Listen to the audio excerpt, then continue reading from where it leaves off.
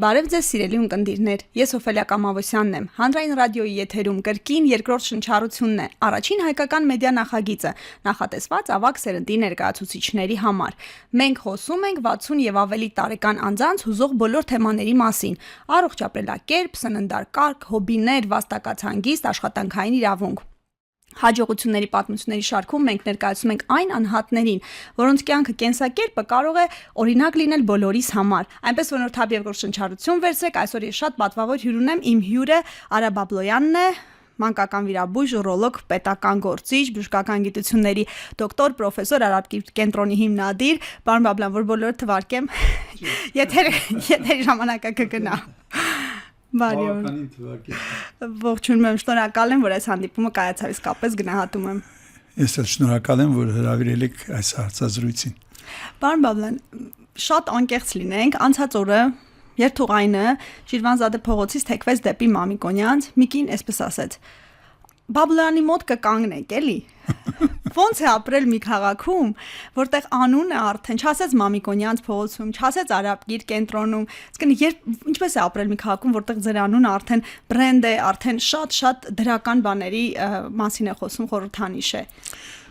Ճիշտն ասած, իմ համար դա սովորական երևույթ է, որտեղ ես նույնիսկ շատ անգամ չեմ նկատում դա, այդ ամենը ինքնստինքյան է ստեղծվել։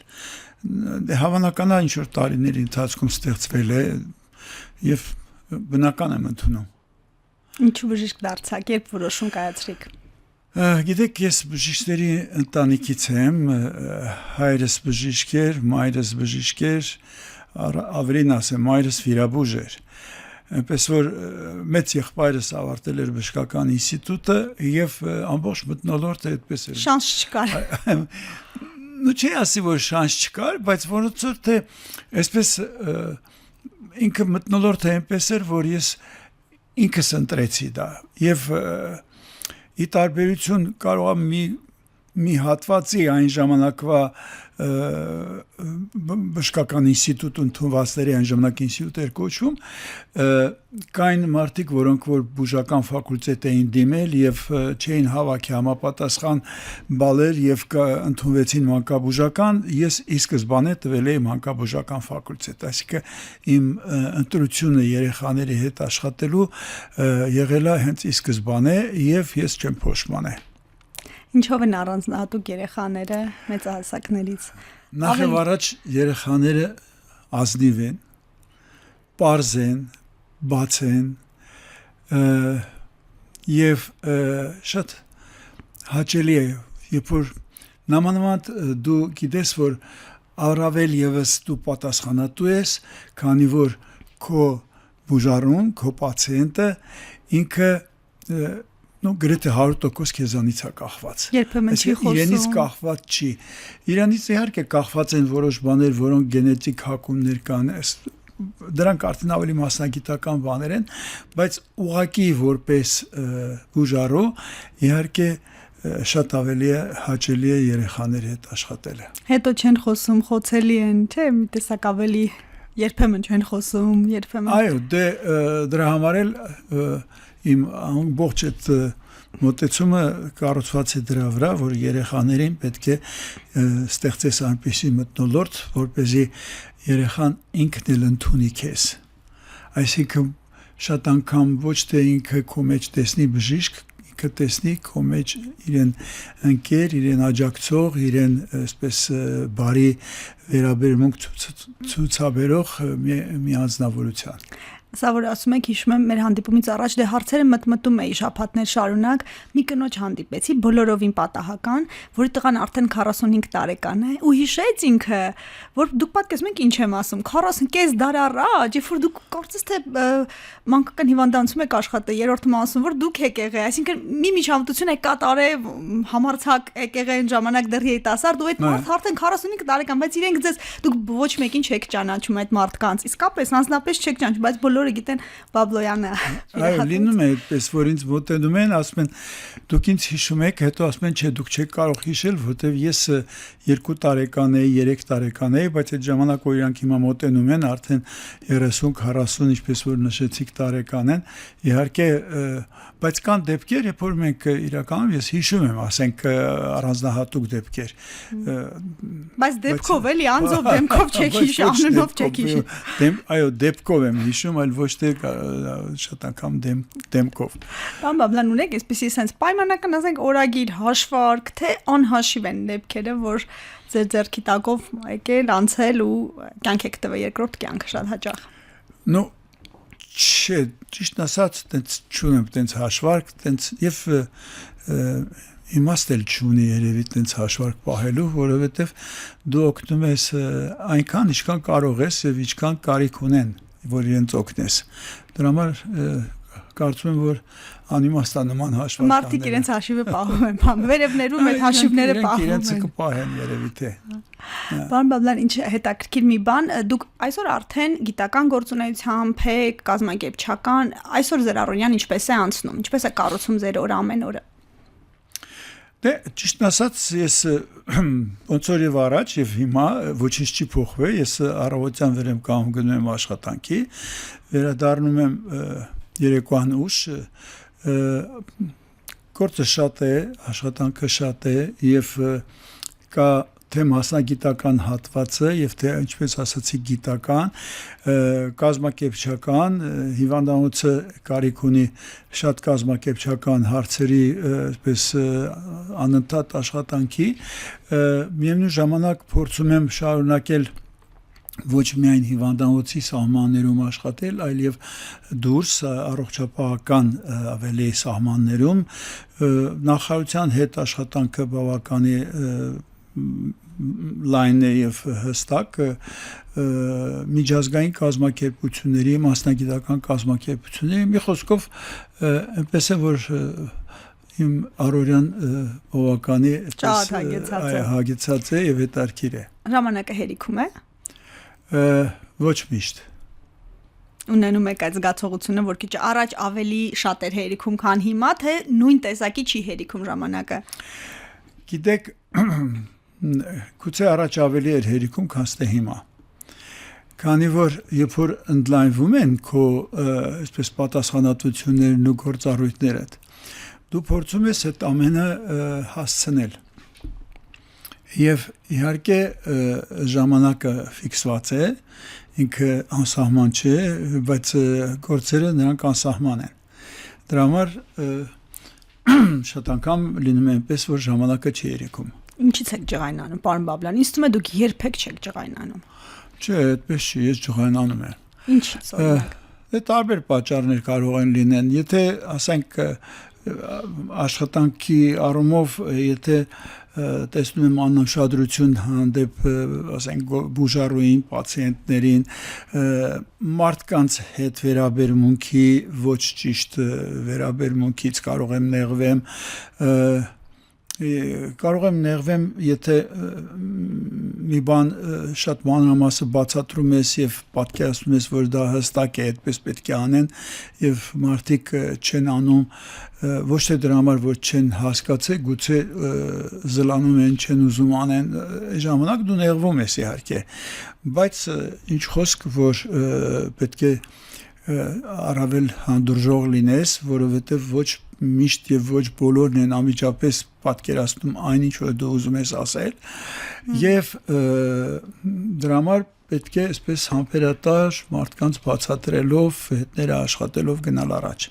100-ից ավելի հյուրեր եմ ունեցել ավագ սերնդի եւ մի օրինաչափություն եմ նկատել, երիտասարդ մնում են մարդիկ, որ աշխատում են այս կամ այն կերպ առողջություն ունեն երեխաների հետ, փոքր այդ մանկավարժները, երաժշտությամբ զբաղվող մարդիկ, դե բժիշկներ եւ ընդհանրապես ջահելների այդ լեզու գտնող մարդիկ, իրենք երկարակյաց են։ Ես որքանով հասկանում եմ դուք ձեր փոքրիկ բուժառուներն ունեիք եւ այլն եւ հիմա էլ ձեր երիտասարդ գոլեգաներին դուք հնարավորություն եք տալիս, այսինքն բժշկականության ուսումնասիրության մեջ կա, չէ՞, մի տեսակ են պրոֆեսորները, որ դռները չասեն փակում են, բայց հենց մի քիչ նախանձախնդիր են եկողներին։ Դուք հնարավորություն եք տալի։ Այդ գիտակցված մոտեցում է, թե ուղղակի վախեր չունեք նոր սերնդը, որ կանցնի։ Այն ինչու դուք ասեցիք, ես կարծում եմ, որ պետք է անել ընդհակառակը։ Այսինքն, եթե դու ինչ-որ մի նոր բան ես սովորել եւ դու չես տալիս, քո մոտ չի ազատվում այն հատվածը, որ դու նորից մի նորություն սովորես։ Դրա համար ամբողջ զարգացումը մեր թե կենտրոնի, թե մեր այս ամբողջ ծրագրերի, իսկ մենք գիտեք երկրաշարժից հետո 41 ծրագիր ենք դրել Հայաստան առողջապահության բնագավառում 41 ծրագիր, որոնք ունեն կարևոր նշանակություն եւ ոչ միայն ասենք մեկ բժշկական հաստատության սահմաններում եւ երբ որ դու ինչ որ մի նոր բան ես սովորում եւ դու չես փոխանցում քո երիտասարդ գործընկերներին դու այն ժամանակ ընդհանրապես չես ունենա թե ժամանակ թե ոչ էլ կարողություն այլ նորություններ վերցնելու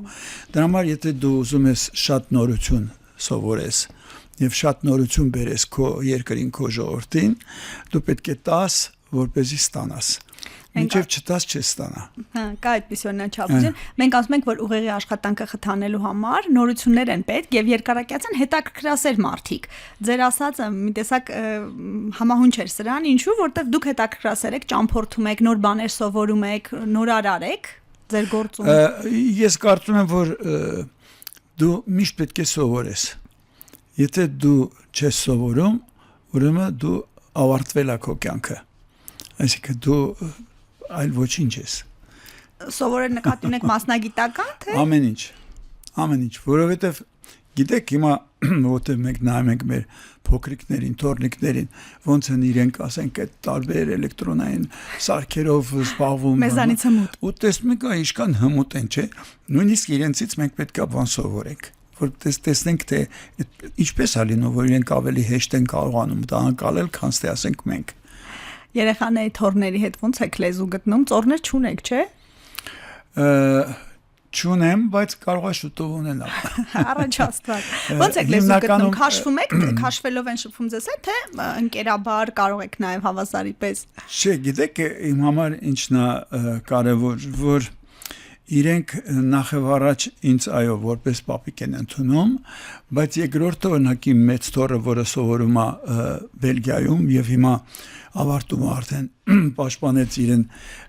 թեզը դիպլոմը եւ շուտով արդեն հետ կգա ամսի 15-ին 5 տարի սովորելուց հետո եւ միանշանակ որոշել է որ պետք է հետ վերադառնա Հայաստան օրինակ ինքը ինձ ընդունում է որպես ընկեր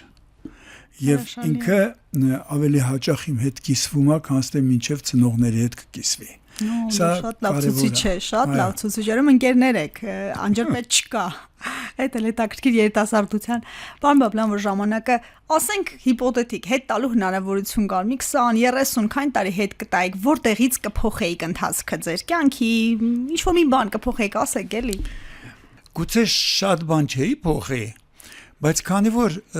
Ձեր հարցը այնքան հետաքրքիր է անցած տարիների ընթացքում ասենք 20 կամ 30 տարիների ընթացքում այնքան նոր բաներ է սովորել ու տեսնում ես որ դեռ այնքան էլ կա որ կարելի է սովորել եւ ներդնել որ ասում ես այո իհարկե եթե նորից սկսեի բայց չմոռանանք որ ինչ որ մենք արել ենք այդ ամենը այդ ժամանակը վերցրել է մենք այդ ժամանակահատվածում ենք իրականացել այո երբ որ ես ասում եմ 41 ծրագիր ենք մենք արել Հայաստանի համար այդ ամենը գիտեք քայլ առ քայլ երկրաշարժից հետո մենք հասկացանք որ աշխարհը ունի դիալիզի սարքավորումներ մենք չունենք ոչ մի սարքավորում եւ փաստորեն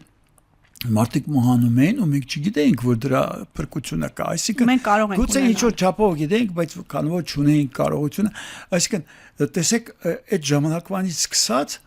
բացվեց դռները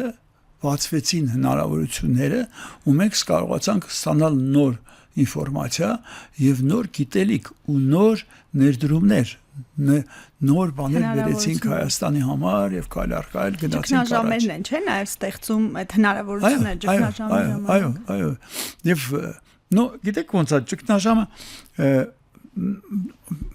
ինքը այդպես լայն եւ նեղ հասկացողությունը ամեն պահին կա ճգնաժամ, եթե դու լուծում չես տվել։ Հենց որ դու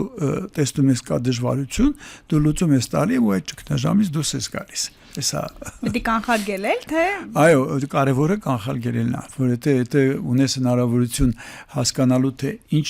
խնդիր կարող ես ունենաս եւ կանխարգելես, դա շատ կարևոր է։ Այս լայն հասկացողությունը այդ ամեն ինչը։ իսկապես բան Եվ բժշկության մեջ եւ կյանքում ամեն ինչում։ Մենք շատ լավ կլներ որ զրույցը գնար մասնագիտական, բայց ավելի շատ կյանքի մասին, կյանքի իմաստությունները, տարիքի մասին հարցը ես ինձ թույլ եմ տալիս կանանց, տղամարդկանց այս եթերում հնչում է դուք այն տարեկան եք եւ այդ տարիքը ոնց եք զգում։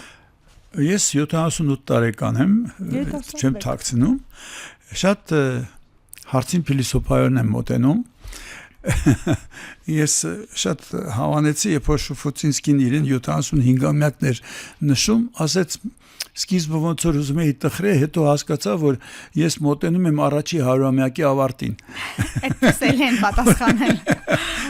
Այնպես որ դու պետքա փիլիսոփայորեն մոտենաս, դու ապրում ես այնքան, ինչքան որ ապրում ես, ինչքան որ գործում ես, ինչքան որ պիտանի ես մարդկանց համար։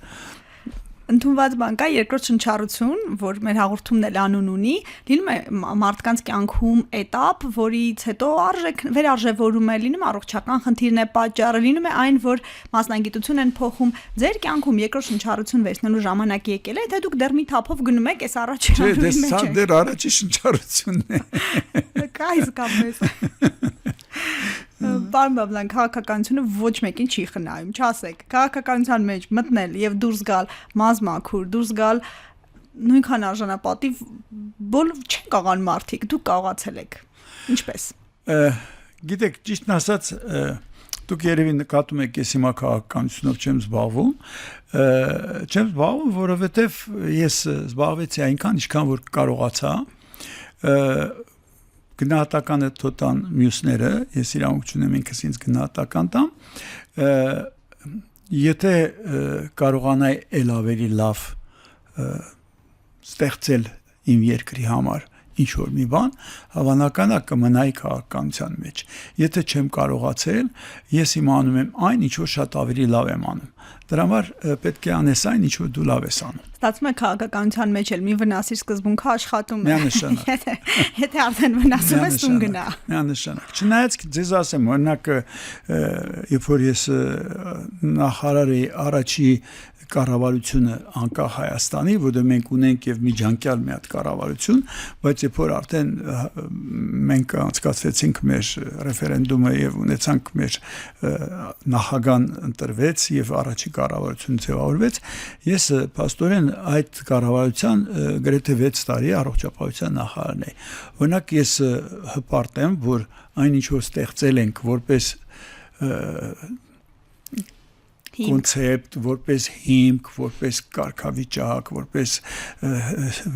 համակարգ ինքը աշխատում է եւ իհարկե ժամանակի ընթացքում վրան այսպես փոփոխությունները իրականացվում են համապատասխան ժամանակի ու զարգացման, բայց հիմքը նույնիսկ օրենքը, որ գրվել է 96 թվին ընդունվել է, ինքը չի փոխվել, ինչու որովհետեւ ինքը հստակ է կանոնակարգում այն ամենը, ինչը որ տալիս է հնարավորություն զարգացման։ Դրա համար կան բաներ, որոնք ասենք դու հպարտես, որ կարողացել ես ինչ որ բան անես, որ մնայուն լինի, այսպես իսկականից պատանալու բան է։ Շատ եմ լսում տեսակետ, որ մեր երկրում բժիշկ մասնագետներ լավն են, շատ լավն են, համեմատած նաև արտերկրի հետ, բայց համակարգերը, կազմակերպչական որոշ բաներ սիտուացիա են ստեղծում, իրավիճակ են ստեղծում, որ մարդիկ դժգոհ են մնում, թե ուղղակի մենք ենք բողոքող։ Դուք քանի որ ասացիք, որ շփումներն եք, ես գիտեմ, որ շատ երկրների, նաև առողջապահության համաշխարհային կազմակերպության ունեք տվյալներ, ունեք պատկերացում։ Մենք ենք շատ դժգոհող, թե մեր մոտ իսկապես ընթացակարգերը լավը չեն։ Գիտեք, նախ ասեմ, ձեր հարցին պատասխանեմ այն ինֆորմացիայի հիման վրա, որը ես ստացել եմ, երբ որ մեր բժիշկներին կամ բուժաշխատողներին ուղարկել ենք սովորելու։ դուք կարող եք պատկերացնել, որ բժշկական համալիրը արաբկիրը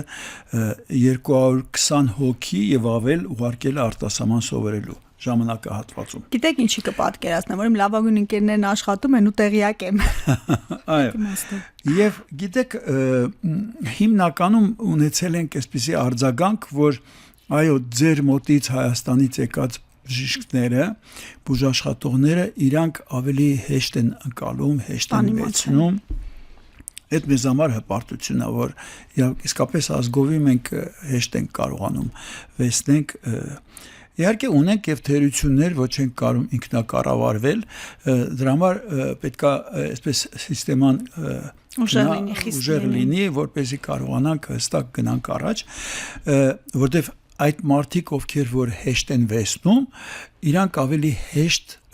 ամեն մեկը կարծում է, որ ինքնա որ կա։ Դրա համար պետք է կարողանանք ճիշտ կազմակերպենք, որ ամեն մեկը իրեն տեղը գտնի, ճիշտ գնահատվի, այո, եւ կարողանանք համատեղ գնալ առաջ։ Այդ առումով պետք է ասեմ, որ առողջապահությունը Հայաստանում ինքը նույնիսկ գուցե մի քիչ կամ գուցե ասեմ բժշկությունը մի քիչ ավելի առաջ է, քան թե ունի երկրի հնարավորությունները կամ համախառն ներքին արդյունքը, որը ստեղծում է հնարավորություն քո բժշկական ծառայությունները կամ առողջապահությունը կազմակերպելու։ Ասեմ, որ ինքը որպես համակարգ հստակ է, մոտեցումները ճիշտ են, ուղղվածությունը ճիշտ է, ավելի կանխարգելիչ, ավելի այսպես ուղղված, որպեսզի մենք ավելի, գիտեք, տենց մի արտահայտություն կա cost effective, այսինքն այնտեղ են ներդրումներ անում, որոնք որ ծախսարդյունավետ են, որ ինքը ոչ թե մենք այսպես բիզնեսի առումով ենք ասում, որ հա չէ, ինքը ծախսարդյունավետ է, որպեսզի մաքսիմալ առողջ պահենք մեր բնակչությանը, որովհետև դեռ այն ժամանակվանից 90-ականների սկզբից ես միշտ ասել եմ կառավարությունում, որ մարդը քաղաքացին, առողջ քաղաքացին ինքնաշարժող ուժ է, ու եթե ինձ հարցնեք, թե որոնք են այն ամենակարևոր անելիքները, որ պետությունը պետք է առաջերտին անի, ես կասեմ, որ պետությունը պետք է իր աշխատավորի անվտանգություն, կրթություն եւ առողջություն։ Այսինքն անվտանգ երկրում կրթված եւ առողջ մարդը ամեն ինչ կստեղծի։ Մնացածը արդեն նրանք ացանցիալներն են այս մարդու էլ, այսպես։ Պարոն, այս վերջին միտքը ինչքան էլ շատ կարևոր եմ համարում, բայց մի քիչ համաձայն չեմ, ասեմ ինչի, որտեվ 60 եւ ավելի տարեկան մեր քաղաքացիները առողջապահական համակարգի շնորհիվ դնենք ապահովագրություն ամենամենանիվ միջոցներ գտնում են իրենց ոնց ասեմ պրոֆիլակտիկ կամ սիրտը շատ ծրագրեր կան անում են բայց մարդը իր առողջությունը խնայելու իրեն առողջ պահելու տեսակետից մի տեսակ պիտի թույլ տամ ինձ ասեմ անգրագետ չենք զբաղվում չենք արժևորում մեր այսինքն հա համակարգը թող կազմակերպի անի բուժի բժիշկը հասնի պետությունը ծրագիր դնի անվճար բայց եթե մարդը ինքն ասում է դե լավ է ոչինչ դե լավ է ավելորդ քաշես այս առումով այդ կապիտալը մի քիչ չի զբաղվում դրանով տեսեք այո ճիշտ եք ասում բայց դրա համար էլ ժամանակ է պետք եւ գիտեք մարդն էլ ինքը իրան պետք է հասցնենք այն աստիճանին, որ ինքը զգա, որ այո, կյանքը շատ հետաքրքիր է, կյանքը շատ կարևոր է, ինչքան լավ է, որ ինքը երկար ապրի, ինչքան լավ է, որ ինքը պիտանի լինի, ինքը պետք է իմանա, որ ինքը պատասխանատու է ոչ միայն ինքը իրեն համար, այլ իրեն ընտանիքի, իր զավակների, իր երկրի, իր թոռների համար։ Ուրեմն, այս ամեն ինչը ժամանակ է պահանջում, որ մենք դաստիարակենք։ Օրինակ, նույն ծխախոտի դեմ պայքարի հարցը, տեսնում եք, ժամանակ առ ժամանակ այդպես բուրըն զարգանում հա եւ առողջապահության նախարարությունը քայլեր է իրականացնում բայց եթե մենք նայենք արդյունքները մենք կտեսնենք որ կա արդյունք այնպես չի որ չկա դրանք դժվար են բայց եթե դուք տեսնեք որ կյանքի տևողությունը ոնց է փոխվում երկարում է բայց սա արդեն գնահատական է, սա օբյեկտիվ գնահատական է, որ կյանքի տևողությունը երկարել է։ Երբ որ կյանքի տևողությունը երկարում են, խնդիրները ավելանում են։ Այսինքն այն հատվածը, որը արդեն գալիս է դեպի ավելի մեծ հասակի, չեմ ասում ծերություն, բայց մեծահասակ, իրեն որոշակի խնդիրները ավելանում են։ Ուրեմն մենք պետք է ոչ միայն մտածենք արդեն մանկությունից, այլ պետք է մտածենք եւ մեծահասակների համար էլ։ Այս ամեն ինչը դինամիկայի մեջ փոփոխվում է եւ այդ ամեն ինչը պետք է ասեմ, որ իրականում ես որ նայում եմ առողջապահության համակարգը, նախարարությունը ինքը բավականի հետարքիր զարգացումն են, այո, համահունչ գնում են։ Ես էլ կարող եմ դա հաստատել, ինչու որտեվ արդեն առողջ ֆիզիկական առողջության խմբակները կան։ Անվճար դպրոցներում պետական տեղ կա, որպեսզի տատիկները, պապիկները գնան անեն ֆիզիկական ակտիվություն, մտավոր աշխատանք, որպեսզի դեմենցիան կանխարգելեն։ Ես էլ տեսնում եմ, որ թեկուզ տեմպերը գուցե գոհացուցիչ չեն, բայց այնուամենայնիվ այս գիտակցումը կա, մնում է մարդիկ էլ դեր ասած փոխվեն, դասերակվեն։ Այո, ավելին ասեմ։ Նայեք, հիմա կներեք որ տենց պետք է ասեմ, բայց հիմա ինֆարկտից մահը ամոթ է մեր համար։ Այսինքն երկիրը այնպիսի հնարավորություն է ստեղծել, որ բոլոր տեսակի հնարավորություն կան ժամ առաջ միջամտելու, ժամ առաջ կանխարգելելու սրտամկանի ինֆարկտը։ Հասկանում եք, այսինքն այս ամենը փոխկապակցված երևույթներ են, որոնք նույնը գլխուղեղի կաթվածի ծրագիրն է, ուղղակի մնում է միջոցներն են, որ հուսանք ապահովագրությունը համապարփակ ապահովագրության այդ ծրագիրը կփակի, հուսանք դրան է լինի։ Այո, այդտեղ շատ են գետները աշխատում, այսպես քննարկում, ինքը հեշտ չի, բայց արդեն ժամանակն է, որ մենք պետք է մտցնենք։ Հուսանք, սպասում ենք կենսաթոշակառուները, այդ խորհրդային սերունդը, որ աշխատել տվել են ու հիմա երբեմն փողի համար չեն գնում։ Դուք ասում եք համակարգը կա, բայց մարդիկ վճարունակ չեն, սա էլ կա։ Պարոն Բաբլամյան, ուրախ բաներից չխոսենք, տխուր բաներից։ Օրինակ ինձ համար հուսահատեցնող է, երբ որ մարդիկ, օրինակ շտապօգնության բժիշկներին, այս վերաբերմունքը որ ունենք, երբ որ գալիս ենք մարդկանց կրթության հարցը, բժիշկների հանդեպ ես իրենց կիսաստվածներ եմ ասում, եթերից էլ ասեմ, լավ բժիշկը կիսաստված է։ Իրենց հանդեպ անթույլատրելի վերաբերմունք, երբ որ ծնողին օգնության հասած բժշկին կարող եմ այս դեպքերը տեսակ ու տեսակետ կար, որ պետք է այնքան խստացվի պատիժը, որ հավասարեցվի, ինչպես օրինակ ոստիկանին, եթե մի թթու խոսք ասես, պատիժը տեղը տեղին կլինի։ Այս դեպքում էլ պիտի լինի։ Ինչ եք կարծում, սա լուրջ խնդիր չի, որտեղ պիտի փոխվի։ Շատ լուրջ խնդիր է։ Ես դրա վերաբերյալ ես իմ կարծիքը հայտնել եմ, որ այո, պետք է խիստ պատժվեն նրանք, ովքեր որ բռնություն են ցուցաբերում բուժաշխատողի նկատմամբ։ Տեսեք, պարզ օրինակ բերեմ։ Մեքենան փչացել է եւ բժիշկը ուշացել է։ Բայց բժիշկը ինչ կապ ունի այդտեղ։ Կամ այնպիսի հերավորություն է եղել, որ ուշ է հասել շտապօգնությունը, բայց բժիշկը բուժաշխատողը ինչ կապ ունի այդտեղ։ Հասկանում եք, մենք գիտենք, որ կազմակերպչական առումով շտապօգնության ծառայությունը ունի իրեն հստակ մոտեցումները, կանչից հետո ինչքան ժամանակում պետք է հասնի, պետք է ինքը մոտակա հիվանդանոցը տանի, այս ամենը կանոնակարգված է, բայց չէ որ լինում են օբյեկտիվ պահեր, որը բժիշկից կապված չի։ Մեծապես կապված չի։ Նշանակում է մեր հասարակությունը դեռ լիարժեք չի կրթված, լիարժեք չի դաստիարակված։ Ինքը լավ չի պատկերացնում,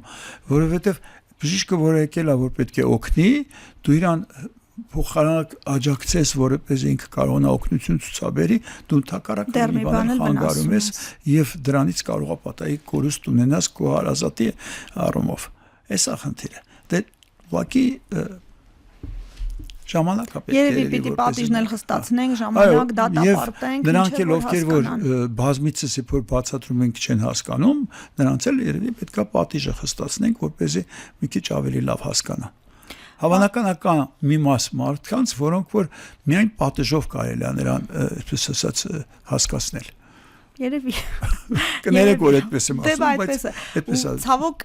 այդ դեր ասած մասը պիտի չլինի գոնե 50+։ Իշքան տեսակարար կշիռը այդ ասած մասի կմեծանա։ Մեկ նկատում եմ բոլոր բժշկական կենտրոններում անվտանգության աշխատողներ կան, որը որ կարևոր է, բայց նաև հասկանում ես, որ բժիշկներն էլ պաշտպանված լինելու, այդքան նվիրման հետ պաշտպանված լինելու խնդիր ունեն ու այդ բայց ամոթ է, չէ։ Բա դա է։ Ամոթ է, երբ որ մենք գնում ենք ու տենում ենք, այո, անվտանգության աշխատակիցը, այդպես իր ազգեստով բանով քայլում է այդ,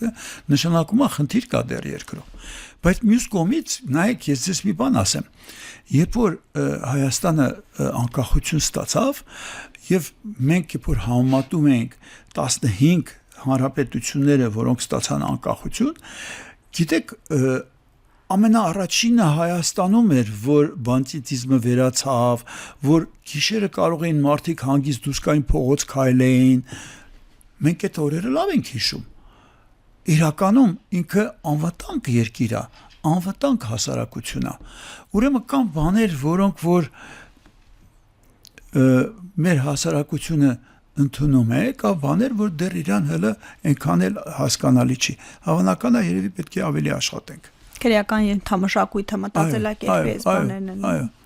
Բան Բաբլան, sense մի բան եմ մտածել, միշտ եթե երեխաներից որևէ մեկը մի որևէ օր գա ու ասի, որ ես դառնում եմ բժիշկ, ես պետք է հարցնեմ ինչի, զավակս ինչու եւ դեմ եմ լինելու, որովհետեւ դա ամենադժվար գործն է։ Սպիտակ խալաթը հագնել, որովհետեւ ասացի ընկերներ ունեմ, հացի սեղանին կգրեն, տարբեր ժամերի կգրեն, ես էլ եմ այդ գրողներից, ուզում ասեմ, ինչն է մարդուն մոտիվացնում, հիմա դուք ասցիք այլ ընտրակ չունեիք, մի քիչ էլ ընտրեցիք, ինչու են դառնում բժիշկ, ինչու են այդ դժվար աշխատանքը անում ու անխոնջ անում են 12 ժամ վիրահատում են, հետո էլի վիրահատում են, հետո ինչն է մարդուն դրթում կարեկցանքի հետ ինչ էմպաթիայի բարձր մի բան է, որ մարդը որոշում է բժիշկ դառնալ։ Չի ասի, որ ես այլ ընտրանք չունեի, ես ունեի այլ ընտրանք, ես եւ մաթեմատիկայից լավ էի, ֆիզիկայից լավ էի, ուզում ասեմ, այնպես չէ, որ ես չէի կարող ուրիշ, ասեմ, եթե դու մաթեմատիկայից, ֆիզիկայից լավ ես, դու լավ բժիշկ ես դառնում, դա կարեւոր է իհարկե, ուղղակի խնդիրը նա է, որ եթե որևէ մեկը իմ թորնիկներից որոշի, որ ինքը ուզում է բժիշկ դառնա, ես միայն ուրախ կլինեմ եւ կաջակցեմ, որպեսզի ինքը ճիշտ բժիշկ դառնա։ Ինքը իրականում լավ բժիշկ դառնա, որովհետեւ դու պետք է լավ բժիշկ լինես։ Դու պետք է առաջերտին լավ մարդ լինես, մարդկանց հետ կարողանաս ճիշտ շփվես։ Սա նույնպես բժշկության մաս է կազմում։ Այո, սա նույնպես բժշկության մաս է կազմում։ Իսկ ինքնայրումը այդ որ կա էլի ամեն դեպքում դուք երեմա դուք կարող եք այդ բալանսը այնպես պահեք, որ այդ աշխատանքը ի վնաս ձեզ չլինի, ինչ որ պահից ի վնասան։ Միևնույն է, եթե մարդու քունը տանում է, բայց պիտի վիրահատի, ես չգիտեմ, կա շատ կոնֆորմիստական բան եմ ասում բժիշկներ, բայց հոգնած ես, սոված ես, ի վերջո 1000 հարց կոզմս տուն գնաց քո ընտանիքի մոտ, բայց բերեցին հերթական հիվանդին ու չգիտեմ ոնց բացատրեմ ասելիքս։ Երբ որ դուք ասում եք հոգնած ես կամ ծանր աշխատանքը ոնց եք դուք զուգակցում հանգստի հետ, չէ՞։ Նայեք, երբ որ դու ինչ որ մի հարց կա որ պետք է անես, դու անհանգիստ ես, որովհետև դու դեռ հարցի լուծումը չես տվել։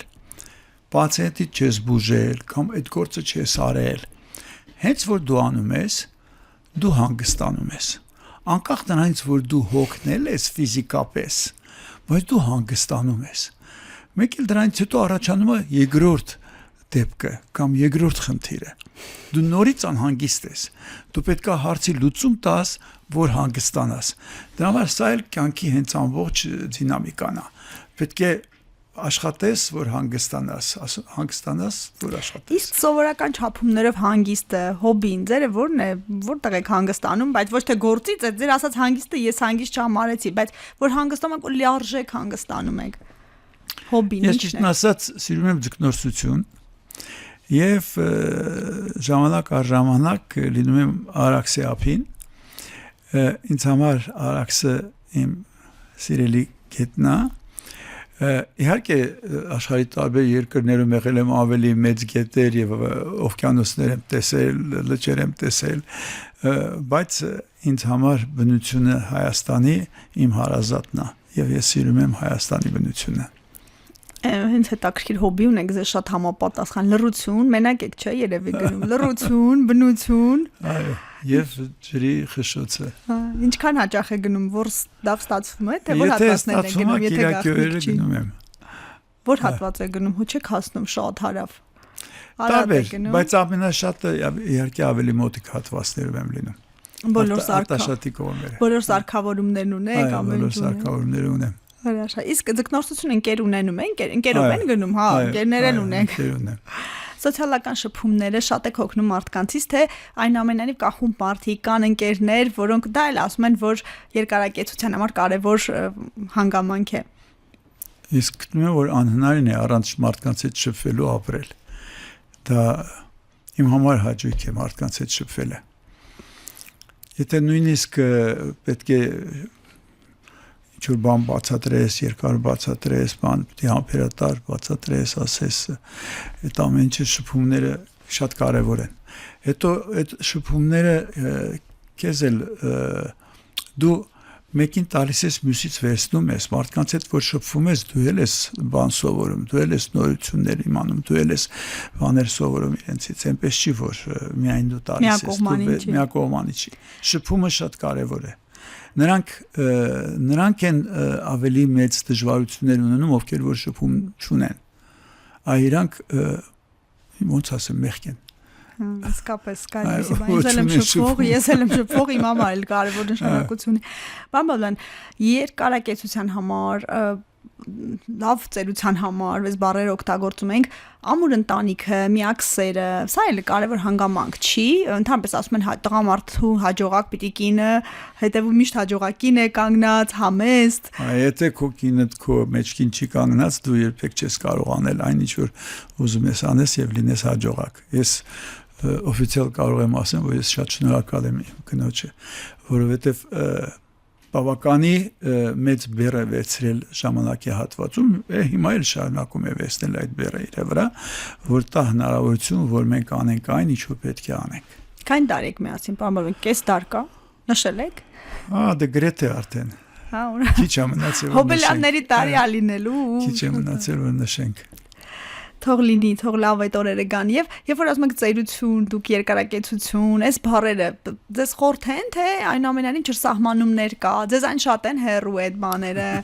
Ոնց է գիտեք, ծերություն առաջ օգտագործում էի, հիմա արդեն ասում եմ ասեն մեծ տարիքի կամ չգիտեմ,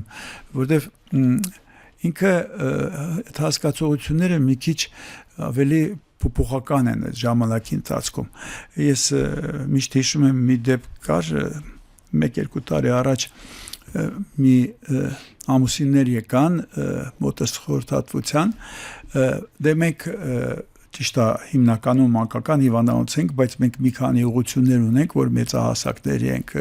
սպասարկում, այդ թվում երիկամաբանությունը եւ ասենք երիկամի փոխպատվաստումը, մյուսը այդ ամենը եւ իրեն կնոջը կար բարդ երիկամի քար եւ ասել են որ լավ կլինի այդ քարը դժվար է քարը հեռացնել ավելի լավ կլինի երիկամը հեռացնել եւ ինքը եկավ երկրորդ կարծիքի ես ասացի գիտեք ասացի դեռ երիտասարդ եք 51 տարեկան կնոջը կարծում եմ պետք է պայքարել ես երիկամի համար Եվ համապատասխան գործընկերոջս զանգարեցի, խնդրեցի, որ իրենք կիրառելով լավագույն մեթոդները պահպանեն երիկամը, քարը հեռացնեն։ Շատ շնորհակալ էին, գնում էին եւ դրանը մոտեցավ ամուսինը, ասաց, հետ եկավ, ասաց, գիտեք, կրկնակի եմ շնորհակալ։ Ասացի, ասաց նախ որ մեզ խորհրդվեցիք, որ մենք պահպանենք երիկամը, երկրորդը որ ասացիք երիտասարդ եք 51 տարեկան, դե ասում 51 տարեկան դուք երիտասարդ եք, այսինքն գիտեք տարիքը դարել է հարաբերական, որովհետև իրականում դու այնքան ես երիտասարդ, ինչքան որ դու քեզ զգում ես երիտասարդ։ Այո, մեր բոլոր հյուրերն ասում են, մի պատմություն ես պատմեմ, Միկին Վարդենիսից ինձ զանգեց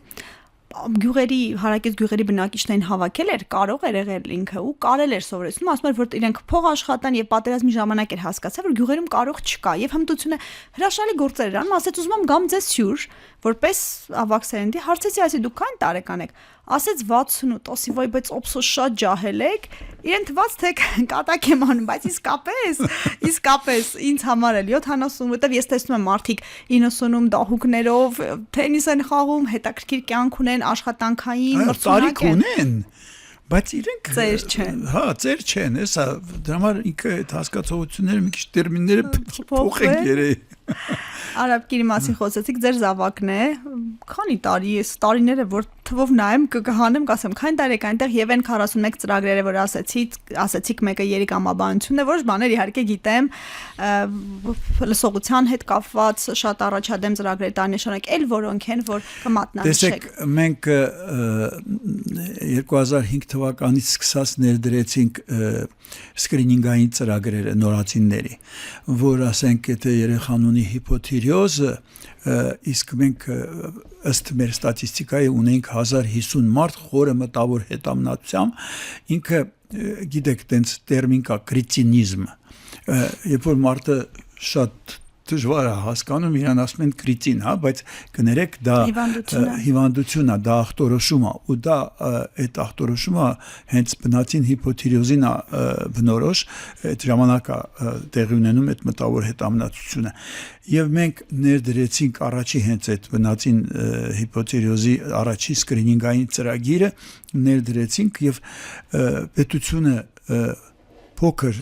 ծախսով, իհարկե ինքը ծրագիրը մեծ ծախս է, ասենք 120 միլիոն դրամ է ծախսում բոլորին, որպես բոլոր նորացիներին, բայց ինքը կանխարգելում է 2 միլիարդ դրամ, բայց բացի նրանից, որ 120 միլիոն ծախսելով 2 միլիարդ է կանխարգելում, ինքը մարդու իրավունքն է պաշտպանում, այդ երեխան, որին դու հայտնաբերեցիր նորացին հասակում, եւ ամիսը 1000 դրամի դեղ է ստալի, փոխարինող այն նյութը, որը որ չունի ինքը օրգանիզմում, ինքը բացառապես առողջ է։ Եվ ինքը դպրոց է գնում, եւ որից մեկը չգիտի, որ ինքը ունի հիպոթիրեոզ, եւ ինքը դառնում է լիարժեք քաղաքացի, լիարժեք աշխատում, եւ ինքը փոխհատուցում է այն ամենը, ինչ որ դու վրան դրես, բազմիցս ավելի շատ, քան թե դու իր վրա ծախսել ես։ Ոմամեն, չգիտեն մարդիկ դրա մասին։ Սուսուփուս բոլորիս երեխաները ժամանակին ծննդատան անցել են, մենք հակվածություն ունենք վանաձև գեղձի խնդիրներ, բայց չգիտեն մարդիկ։ Համեստեք։ Չի որ իրանք իմանան։ Կարևորը որ մենք գիտենք, որ մենք դա արել ենք մեր երկրի համար, եւ ոչ միայն հիպոթիրեոզն է, հետո եւ ֆենիլկետոնուրիան է, հետո ադենոհենիտալ գենիտալ սինդրոմն է, հետո լսողությունն է, բնածին խանգարումները, հետո կոնքազդրային հոդի հոդախախտերն էր, որ ներդրվեց, որ արվեց, այս ամենը ոնց որ ասած գնում է մի կենտրոնից որպես բոլոր երկրի համար, բայց հեչ պարտադիր չի, որ մարդիկ իմանան, որ մենք ենք դա արել, որովհետև դա նրա համար չի, որ դու դառնաս կրկնակի Բաբլոյան, Եռակի Բաբլոյան կամ կրկնակի արաբկիր համալիր Եռակի, ոչ, դա նրա համար է, որ դու ինչ որ կարողացել ես քո երկրին, քո ժողովրդին բերել, դնել, անել, դու այդ հաճույքը ստանաս, որ դու տեսնում ես այդ երեխաները առողջ են։ Ես գիտեմ ինչքանով որ ապրել եմ 44 տարի, գիտեմ որ այդ վերևներում այդ ամեն ինչը գրվում է, բանվաբնան։ Գիտեմ որ դուք հաճույք եք ստանում, դրա ասած խնդիրը լուծեցի, հանգստացա, ոնց ասում եք, բայց իրականում այդ շատ շնորհակալ աշխատանք է, որ առաջիկայում ինչ մեծ խնդիրներ ունի, հավակնոտ խնդիրներ ունի արաբկիրը։ Գիտեք, հիմա շատ մեծ ծրագիր են կանում նյարդաբանության եւ նյարդավիրաբուժության առումով, սա էպիլեպսիայի ծրագիրն է եւ ավելի քան 4000 պացիենտ ունենք մեր հսկողության տակ ու նրանք ովքեր որ ենթակա են դեղորայքային բուժման, միանշանակ մնում են դեղորայքային բուժման, նրանք ովքեր որ չեն պատասխանում, այսպես չեն ենթարկվում դեղորայքային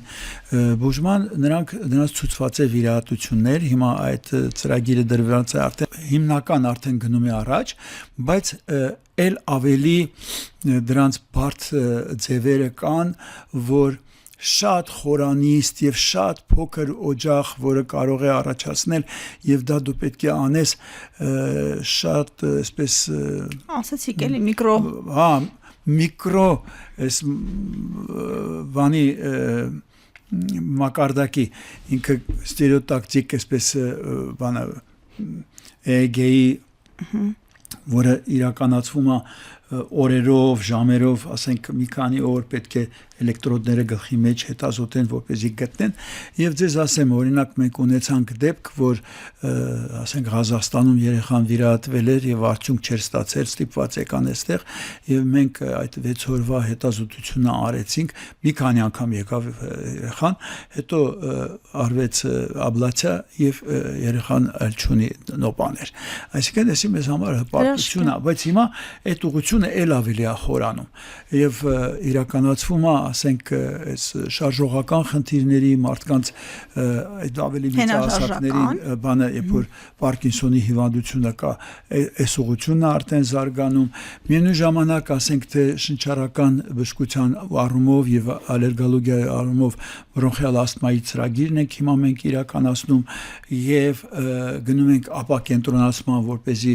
մարդիկ պարզ մեթոդները իրականացնելու համար չգան հասնեն Երևան, որտեղ դա էլ ծախս է մարդկանց համար ու շատ անգամ այդ ծախսը չեն կարողանում իրականացնել կամ ժամանակը չեն կարողանում գտնել երեխային բերեն եւ երեխան տուժում է, երբ որ տեղում դու այդ ամենը կազմակերպես, իրենք արդեն տեղում կարող են դա ստանան, օրինակ էլի նմանատիպ մի ծրագիր արեցինք, մենք վերջերս կառուցեցինք Մեղրիում մանկական վերականգնողական կենտրոնը, ժամանակին մենք դրանք կառուցում էինք Արաբկիրի կազմում, հիմա մենք ընդհանրապես հասկացանք, որ երբ որ դու չպետք է կառուցես Արաբկիրի կազմում, որովհետև մարդկանց թվում է, թե քեզ է պետք, որ դու շատ ունենաս կենտրոններ։ Դա համար մենք հիմա պետական բժշկական այդ հաստատությունների կազմում ենք անում, ուղղակի օգնում ենք ստեղծվի եւ դուք պատկերացնում եք, ասենք Մեղրիից պետքա գային հասնեին Երևան կամ պիտի գնային, ասենք Ղափան, նույնիսկ Ղափան գնալը Մեղրիից դժվար է, որովհետև դեռ այդ ճանապարհները այնպեսի չեն, որպեսզի իսկ այդ երեխաները, ասենք շաբաթը մի քանի անգամ տարիների կարիք ունեն, որ հետները աշխատեն եւ երբ որ մենք դա ստեղծում էինք, նույնիսկ իրենք տեղի բուժաշխատողները չէին պատկերացնում, թե ինչքան շատ դրա կարիք ունեցողներ կան։ Եվ շատ անգամ ընտանիքները թողում էին Մեղրին, որովհետև չկա նման ծառայություններ եւ Մեղրին պակասում էր բնակչության թիվը։ Եթե դուք նայեք, իրականում դա մտահոգիչ չէր մեր համար։ Հիմա մենք դա այդ ամենը ստեղծեցինք այնտեղ։ Արաքսի շուրջ ամուր եք, պարոն Բաբլյան, Արաքսի այդ հովիտը։ Այո։ Դա է ասում։ Բժիշկին ոնց շնորհակալություն հայտնենք։ Օրինակ ոնց մեր տեղամասային բժիշկներին, մեզ վիրահատած, մեզ այդ իմ ասած կիսաստվածներն, այն սովորական քաղցր բան, այս մասը ոնց հայտնենք, որ բժիշկին ոնց շնորհակալություն ասես, որ քո սիրտն էլ հովանա մտածես ինքն է հասա։ Կատակեն ամ չասում են այդ խմիչքներն են միշտ տանում, արդիկ շոկոլադ են տամի ձև պիտի շնորհակալություն հայտնեն։ Ոնց հայտնենք բժիշկներին շնորհակալություն։ Գիտեք, ես կարծում եմ առաջի շնորհակալությունը բժիշկի համար, երբ որ իր պացիենտը լավանում է։ Եվ եթե ինքը գիտի, որ պացիենտը լավ է, եւ նույն իր պացիենտը կամ եթե դա երեխա է, պացիենտի հարազատը, մի հատ այսպես լիաթոք ասում է բժիշկ, շատ շնորհակալ եմ։ Դրանից ավել բան չկա։ Տեղ հասնում է, չէ՞։ Միանշանակ, դա ամենակարևորն է, որ դու գիտես, որ դու տվեցիր կյանք, դու տվեցիր առողջություն։ Դրանից ավելի շնորհակալություն չկա։ Իհարկե, մենք կազմակերպիչներս պետք է մտածենք, որ իսկ ինչպես հատուցել, որպեսզի մարդը պատշաճ աշխատավարձ ստանա, չլքի երկիրը մնա այստեղի քաղաքացիներին սպասարկի։ Բայց դա կազմակերպիչների հարցն է, ոչ։ Սա մեր խնդիրն է, կազմակերպիչների խնդիրն է։ Բժիշկի խնդիրը ինքը անհոգ լինի, լավ արծաթրված լինի, լավ պայմաններ ստեղծված լինեն, որպեսզի ինքը միայն մտածի իր պացիենտի բուժարոյի առողջության մասին։ Այսքան բան։ Ասացինք բժիշկը ինչի կարիք ունի, իսկ մեծահասակ մարդը կամ ընդհանրապես վաստակ ունեցող մարդը մեր երկրում ինչ է պետք մարդուն, երբ որ այսպես տվել է, տալիս է, ինչի կարիք ունի, ամենաշատը ինչը կուրախացնի մարդուն։ Ունենա հնարավորություն շարունակել տալ։ Այո։ Հրաշալի է ասված, որովհետև մենք էլ ականատես ենք լինում մարդիկ, որ մեծ ուժ ունեն, ներուժ ունեն, ինչ որ մի պահից իրենք այդ հնարավորությունը չեն ունի եւ դա խորհրդատվական ձևով, որևէ ձևով։ Այո, տեսեք, ասենք, եթե դա կախված է բժիշկից, եթե մենք կարողանանք իրան աջակցենք, որ ինքը կարողանա շարունակի իրեն գործունեությունը, շացավ։ Եվ մնացածը իրանից է կախված, եթե ինքը ուզում է, ինքը պետք է տա։ ինքը պետք է անի, պետք է աշխատի։ Եթե չաշխատեց կհոգնի։ Այո, բոլոր դեպքերում ենք ասում են կոմպոզիտորներն էլ, բժիշկներն էլ, բոլորն էլ, ուսուցիչներն էլ ասում են ախր այդ գիտելիքը, այդ փորձը պիտի տամ, եթե ես չունեմ այդ հնարավորությունը, հաճախ մարդկանց թոշակի մոտ ազատում են աշխատանքից կամ հետո օրենքն էլ փոխվեց, հիմա բոլորին հնարավորություն տալ, մինչև այն օրը որ տալու բան ունի, տա մինչև վերջան Գիտեք, շատ կարևոր հարց բարձրացրեցիք, այդ սերնդափոխությունը։ Պետք է կարողանաս մի կողմից մարդիկ այլ հասել այն ինչ-որ տարիքի ինքը պետք է կարողանա զիջի երիտասարդին, բայց դու էլ պետք է կարողանաս որպես կազմակերպիչ ստեղծես այն պայմանները, որ այդ մարդը շարունակի իրեն գործունեությունը այն մասով, որ մասով դեռ ինքը պիտանի հասարակությանը կամ այդ հաստատությանը կամ այդ գործին։ Այս շատ նուրբ ու շատ կարևոր հարց է։ Կարծում եմ հիմա դրա գիտակցումը գոնե կա արդեն։ Այո։ Շնորհակալություն, պարոն Բաբլեն, կա մի բան, որ չեմ հարցրել, որ կուզեիք ասեիք, որ մոռացա, որ ամեն դեպքում ես կարծում եմ, որ մեզ պետքա որ մենք կարողանանք մեր երկիրը պահենք, պահպանենք, սիրենք մեր երկիրը, սիրենք մեր ժողովրդին, հարգենք մեկս մյուսին։ Եվ մենք մեր ազգը դժվար ճանապարհ անցել։ Դարեր ի վերջ ունեցել ենք խնդիրներ։ Դարեր ի վեր։ Եվ կարծում եմ, որ ժամանակն է, որ ոնց ասեմ, խելքի գանք։ Մի քիչ ավելի խելացի լինենք։ Խելքի գանք ինչ անենք։ Նայեք, թող ամեն մարդ իրեն աշխատանքա տեղում, իրեն գործի մեջ, իրեն գործնեության մեջ մտածի ինչ կարող է անել, որ ել ավելի լավ անի, ել ավելի շատ անի։ Ինչքան մենք շատ անենք, այնքան մենք առաջ կտանենք մեր երկիրը։ Էսա ամեն մարդ իր գործը անի։ Պետք չի որ ինքը կարծի, որ ուրիշի տեղ ինքը ավելի լավ կաներ։ Դու ինքը իր գործն անի ու շատ են ասել դա, իսկապես այդպես է։ Շնորհակալություն, թող ամեն ինչ լավ լինի։ Շնորհակալ եմ, որ եկաք, որ զրույց ստացվեց։ Ես էլ եմ շնորհակալ։ Ակտիվ եղեք, լսեք մեզ Հանրային ռադիոյի amradio.am կայքում դիտեք հաղորդումը։ Բաժանորդագրվեք Երկրորդ շնչառության YouTube-ի ալիքին, գտեք մեզ TikTok-ում, Instagram-ում, Facebook-ում, գրեք ձեզ ուզող հարցերի մասին։ Մենք դրանց անպայման կանդրադառնանք հաջորդիվ։ Առողջ ու երկար կյանք եմ մաղթում։